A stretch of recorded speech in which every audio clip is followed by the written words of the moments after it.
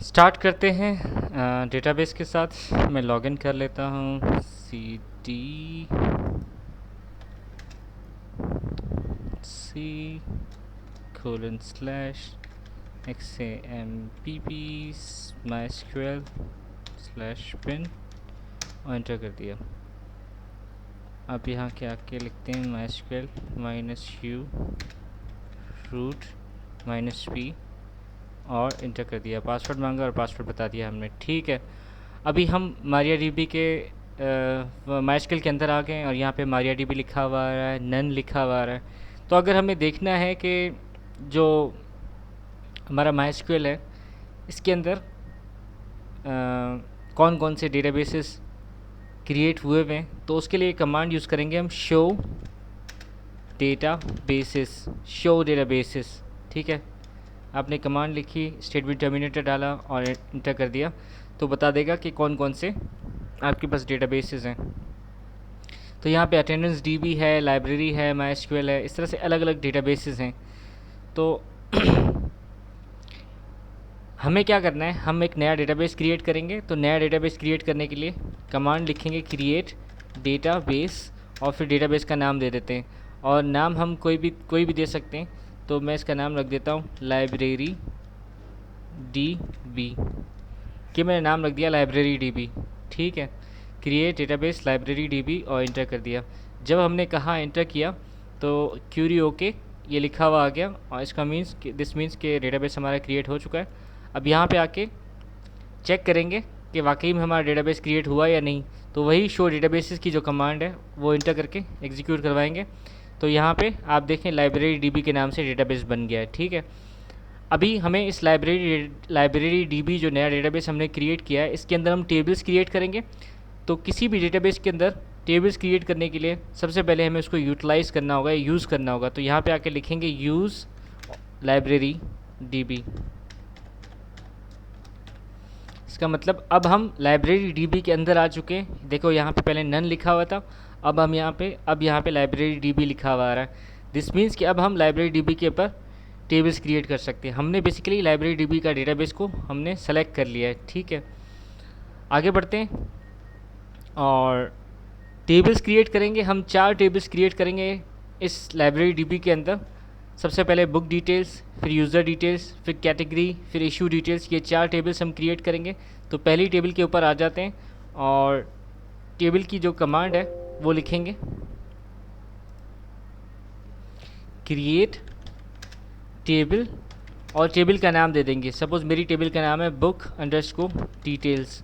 Book details ये हमारी table का नाम है। ठीक है, और मैं चाहूँ तो इसी लाइन के अंदर सारी क्यूरी लिख सकता हूँ, या फिर मैं इसको तोड़ तोड़ के भी लिख सकता हूँ। ठीक है, तो क्रिएट टेबल। अच्छा, ये जो स्मॉल केस या अपर केस में लिखा हुआ है इससे कोई फ़र्क नहीं पड़ता, आपकी मर्ज़ी है, आप जैसे लिखना चाहें लिख सकते हैं। ठीक है, तो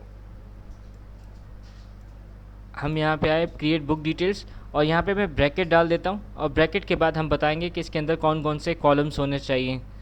तो मैंने लिखा create table book details, bracket डाली और फिर इंटर कर दिया। इंटर करने के बाद हम कॉलम्स बताएंगे। सपोज़ मेरा जो पहला कॉलम है वो है बुक ID, तो मैं यहाँ पर लिख दूँगा बुक अंडरस्कोर ID, और उसकी टाइप इंटीजर है, और आगे मैं बता दूँगा कि इसकी लेंथ क्या है। तो इसकी लेंथ बेसिकली 3 है। इसमें हम इसके अंदर 3 वैल्यूज इंस्टॉल कर सकते हैं। और नेक्स्ट जो हमारे पास कॉलम है उसके ऊपर आ जाते हैं।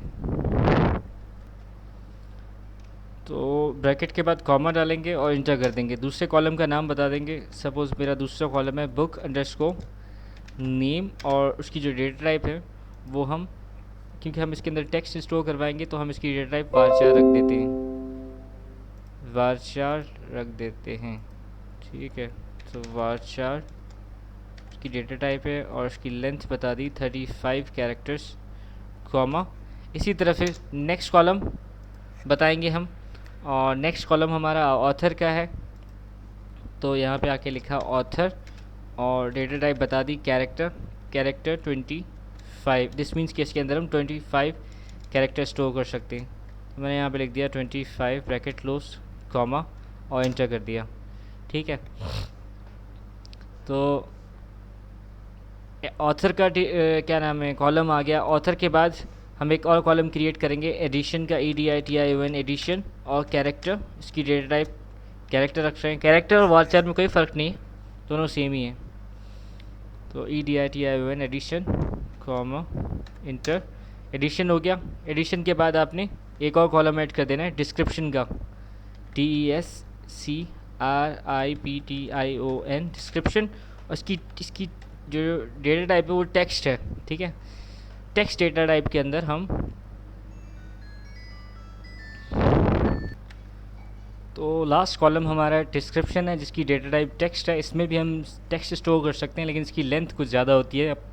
अप टू 4 GB हम इसके अंदर टेक्स्ट स्टोर कर सकते हैं, ठीक है। तो यही कॉलम्स हैं। अगर और कॉलम ऐड करने होंगे तो कॉमा ऐड करके हम कॉलम्स के नाम और डेटा टाइप बताते जाएंगे।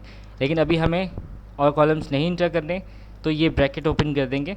ये ब्रैकेट ये वाली है जो यहाँ ओपन हुई है इस जगह पे, और यहाँ पे क्लोज़ हो रही है, ठीक है। आपने ब्रैकेट डाली, उसके बाद स्टेटमेंट टर्मिनेटर डाल के इंटर कर देंगे तो ये टेबल क्रिएट हो जाएगी।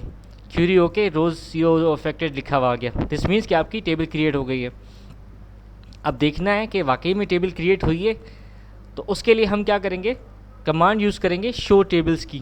तो मैं यहाँ पे आके लिख देता हूँ शो टेबल्स, स्टेटमेंट टर्मिनेटर डाल दिया, इंटर कर दिया। तो वो दिखा देगा कि लाइब्रेरी DB का जो डेटाबेस है उसके अंदर कितनी टेबल्स हैं। तो एक ही टेबल अभी अभी हमने क्रिएट किया, बुक डिटेल्स, ये टेबल है। और अब अगर हमें देखना है कि ये जो बुक डिटेल्स टेबल है इसका स्ट्रक्चर कैसा है, मतलब इसके अंदर कौन कौन से कॉलम्स हैं, क्या डेटा टाइप्स हैं, तो उसके लिए हम डिस्क्राइब कमांड यूज़ करते हैं, DESC, और फिर टेबल का नाम आ जाएगा book underscore details, DETAILS details. Book details हमने इंटर किया तो ये स्ट्रक्चर बता देगा कि book ID, book name, author, edition, description, ये कॉलम्स हैं, इनकी डेटा टाइप्स ये रही। और इसके अंदर नल वैल्यूज़ इंसर्ट कर सकते हैं, कोई की नहीं लगी हुई है। इस तरह से ये पूरा स्ट्रक्चर दिखा देगा, ठीक है। आगे बढ़ते हैं और जो दूसरी टेबल्स हैं 3 और वो क्रिएट करेंगे। तो दूसरी जो हमारी टेबल है उसको हम बुक डिटेल्स अभी हमने टेबल क्रिएट की है, और दूसरी टेबल हम क्रिएट करते हैं यूज़र डिटेल्स की, ठीक है।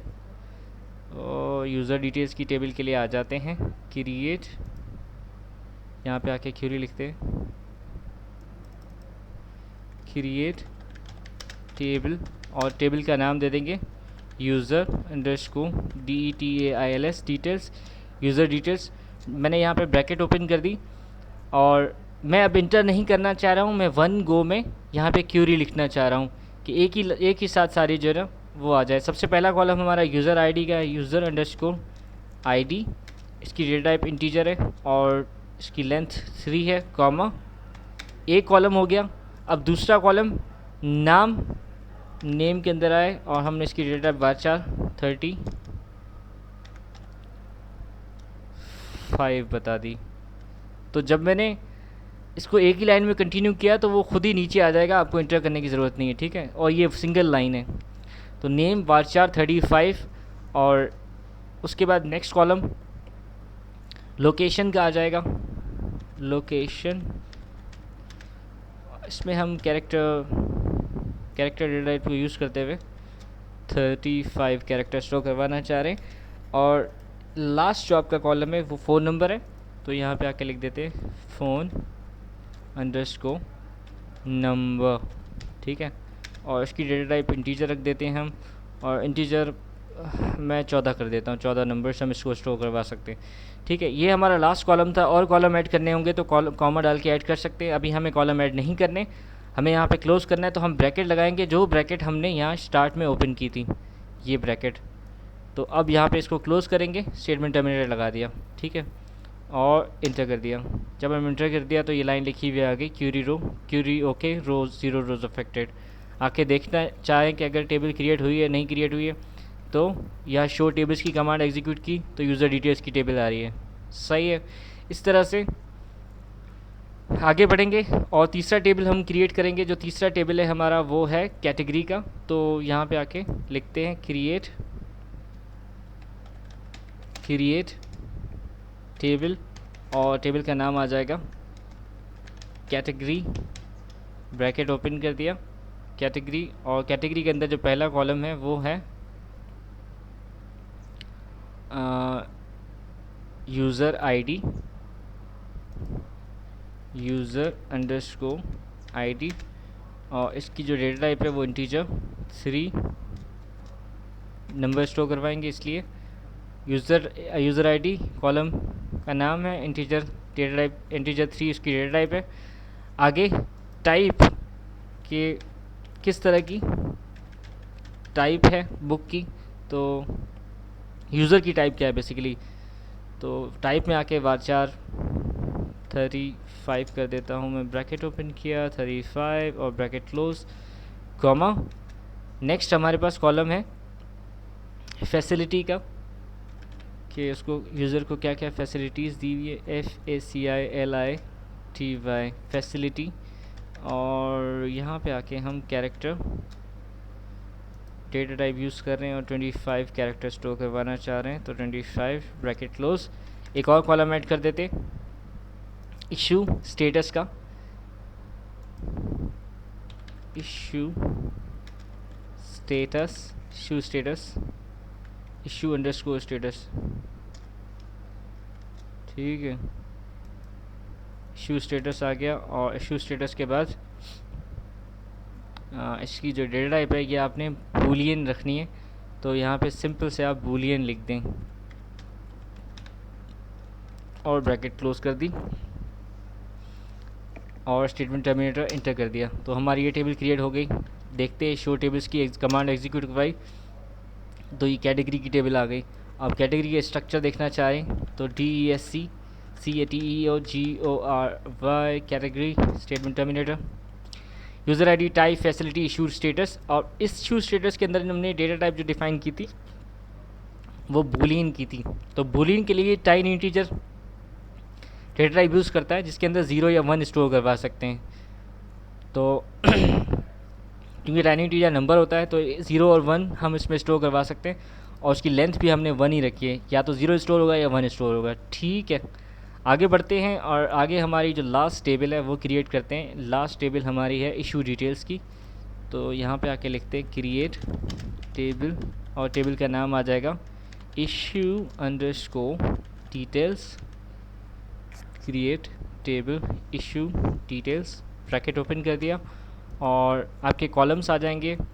तो सबसे पहला कॉलम है यूज़र आईडी का, यूज़र आईडी, और इसकी डेटा टाइप है इंटीजर 3 और ब्रैकेट क्लोज, कॉमा, और बुक अंडरस्कोर आईडी कि कौन सी बुक किस यूज़र को कौन सी बुक इशू की गई है, तो उसके लिए भी बुक आईडी कॉलम देंगे।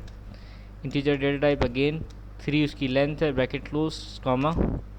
नेक्स्ट हमारे पास है बुक का नाम कि कौन सी बुक इशू की हुई है, तो बुक नेम, और वारचार 35 ये हमने यहाँ पे दे दिया, कॉमा, वारचार 35 आ गया।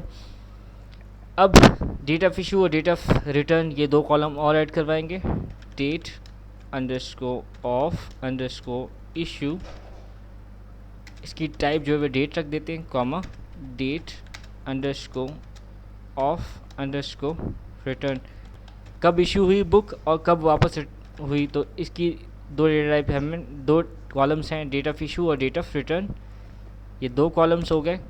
एक आखिरी कॉलम फाइन का, तो यहाँ पे आके लिखेंगे फाइन, और उसकी जो टाइप है वो डेसिमल है, और डेसिमल के अंदर हम इसके लेंथ भी बता देते हैं, ठीक है, लेंथ 5 है और पॉइंट के बाद 2 डिजिट्स होना चाहिए, तो उसके लिए हमने ये सिंटैक्स बताया बेसिकली, ठीक है। ये हो गया लास्ट कॉलम। उसके बाद ब्रैकेट डालेंगे, स्टेटमेंट टर्मिनेटर, और इंटर कर देंगे, तो 0 रो अफेक्टेड, सारी क्यूरीज एग्जीक्यूट हो गई है। और अब हम देखना चाह रहे हैं कि हमारी कौन कौन सी टेबल्स क्रिएट हुई है, तो शो टेबल्स की कमांड एग्जीक्यूट करवाई, तो हमारे पास चारों टेबल्स आ गई हैं, और चारों का स्ट्रक्चर देखना है, किसी का भी स्ट्रक्चर देखना है, suppose DESC user underscore details या इशू डिटेल्स का स्ट्रक्चर देखना चाह रहा है, issue underscore details statement terminator, तो ये सारे कॉलम्स आपके पास आ रहे हैं कि ये कॉलम्स हैं जिसके अंदर जो हमारी टेबल है उसके अंदर। ऑलराइट, तो ये था हमारा जिसमें हमने डेटाबेस को क्रिएट किया, डेटाबेस के बाद टेबल्स क्रिएट की और 4 टेबल्स हमने क्रिएट किए। इसका स्ट्रक्चर भी आपको दिखा दिया। अब आगे बढ़ेंगे नेक्स्ट लेक्चर के अंदर जिसमें हम डेटा इंसर्ट करेंगे। ठीक है, थैंक यू।